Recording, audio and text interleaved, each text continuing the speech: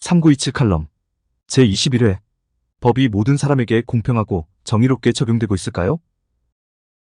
법이라는 것에 대해 많은 생각을 해보았습니다. 과연 법이라는 것이 무엇인가? 모든 사람은 법 앞에 평등하다고 말을 하곤 하는데 과연 법이 말 그대로 모든 사람에게 공평하게 적용이 되고 있는가? 오히려 법으로 인해 손해를 보는 사람은 없는가? 과연 법이라는 것을 통해 정의로운 사회가 실현될 수 있는가? 법이라는 것에 대해 이런저런 생각을 해보았습니다. 그런데 성경에도 법에 관한 내용, 재판에 관한 내용이 제법 있습니다. 오늘은 그 한 구절을 살펴보는 것으로 영상을 시작해보려고 합니다. 레위기 19장 15절 너희는 재판할 때에 불의를 행하지 말며 가난한 자의 편을 들지 말고 세력 있는 자라고 두둔하지 말고 공의로 사람을 재판할지며라는 기록이 있습니다.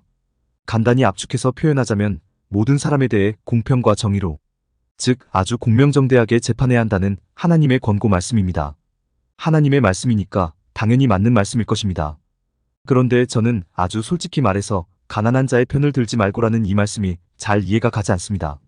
물론 여기서 가난한 자는 단순히 부자의 상대적인 의미로서의 재물이 없는 자를 지칭하는 말이 아닙니다.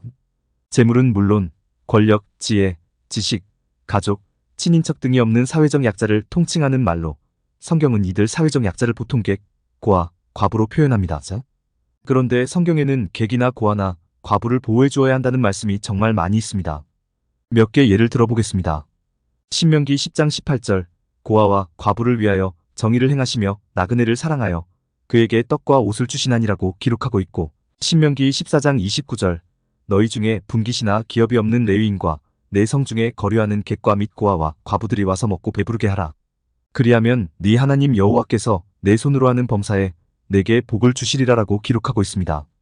또 신명기 16장 11절 너와 내 자녀와 노비와 내 성 중에 있는 레위인과 및 너희 중에 있는 객과 고아와 과부가 함께 내 하나님 여호와께서 자기의 이름을 두시려고 택하신 곳에서 내 하나님 여호와 앞에서 즐거워할지니라라고 기록하고 있고, 신명기 16장 14절 절기를 지킬 때에는 너와 내 자녀와 노비와 내 성 중에 거주하는 레위인과 객과 고아와 과부가 함께 즐거워하되라고 기록하고 있고, 신명기 26장 12절 셋째 곧 11조를 드리는 해에 네 모든 소산의 11조 내기를 마친 후에 그것을 레위인과 객과 고아와 과부에게 주어 내 성읍 안에서 먹고 배부르게 하라라고 기록하고 있습니다. 이들의 송사에 관한 말씀도 있습니다. 신명기 24장 17절 너는 객이나 고아의 송사를 억울하게 하지 말며 과부의 옷을 전당 잡지 말라라고 기록하고 있고, 신명기 27장 19절 객이나 고아나 과부의 송사를 억울하게 하는 자는 저주를 받을 것이라 할 것이요 모든 백성은 아멘할지니라라고 기록하고 있습니다. 객이나 고아나 과부, 즉 사회적 약자를 잘 돌보아 주어야 하며 이들이 재판에서도 결코 억울한 일을 당하지 않도록 해주어야 한다는 말씀입니다. 그런데 이렇게 말씀하시면서도 레위기에서는 재판할 때에 가난한 자의 편을 들지 말고라고 말씀하셨습니다. 뭔가 앞뒤가 맞지 않는 느낌입니다. 뭔가 어색한 느낌입니다. 도대체 이 느낌을 어떻게 해석하고 어떻게 이해해야 할까요? 여러분께 여쭈어 보겠습니다. 여러분은 재판에서 가난한 자의 편을 들지 말고라는 하나님의 말씀이 이해가 가십니까? 저는 세력 있는 자라고 두둔하지 말고라는 말씀은 충분히 이해할 수 있지만 가난한 자의 편을 들지 말고라는 말씀은 잘 이해가 가지 않습니다. 왜냐하면 가난한 자들, 즉 사회적 약자들은 법의 보호를 제대로 받지 못하기 때문에 그들을 도와주어야 한다고 생각하기 때문입니다. 오늘날 법은 모든 사람에게 동일하게 적용되어야 하고 법은 모든 사람에게 공평하게 적용되어야 한다고 말을 합니다. 그러나 저는 솔직히 이 말에도 동의할 수 없습니다.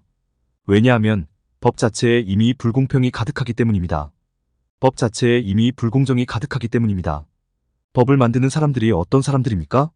사회적 강자입니까? 사회적 약자입니까? 사회적 강자입니다.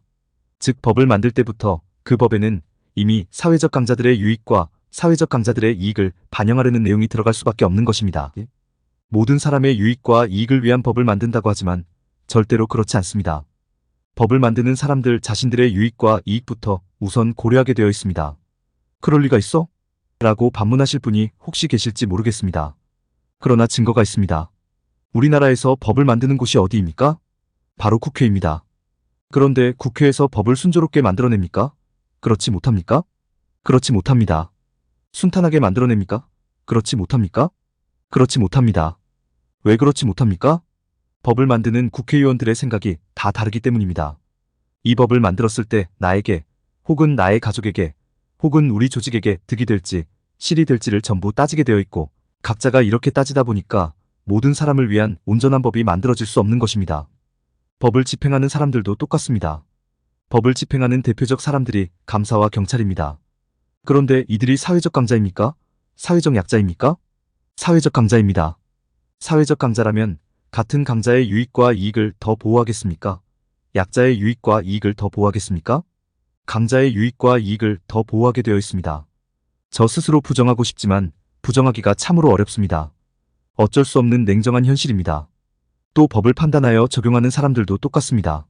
법을 판단하여 적용하는 대표적 사람들이 판사, 변호사입니다. 그런데 이들이 사회적 강자입니까? 사회적 약자입니까? 사회적 강자입니다. 사회적 강자라면 같은 강자의 유익과 이익을 더 보호하겠습니까? 약자의 유익과 이익을 더 보호하겠습니까? 강자의 유익과 이익을 더 보호하게 되어 있습니다. 저 스스로 부정하고 싶지만 부정하기가 참으로 어렵습니다.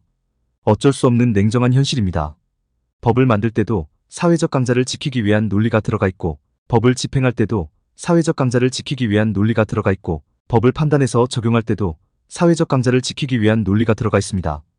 그런데 모든 사람에게 법을 동일하게 적용한다면, 모든 사람에게 법을 공평하게 적용한다면 사회적 약자들이 법 앞에서 동일한 대우, 공평한 대우, 공정한 대우, 정의로운 대우를 받을 수 있겠습니까? 없겠습니까? 없습니다. 그래서 법을 적용할 때에는 사회적 약자의 편에서 한 번이라도 더 생각을 해보는 것이 옳습니다. 그래야 바르게 법이 구현될 수 있습니다. 이런 이유로 너희는 재판할 때에 가난한 자의 편을 들지 말고라는 하나님의 권고, 말씀을 솔직히 잘 이해할 수가 없는 것입니다.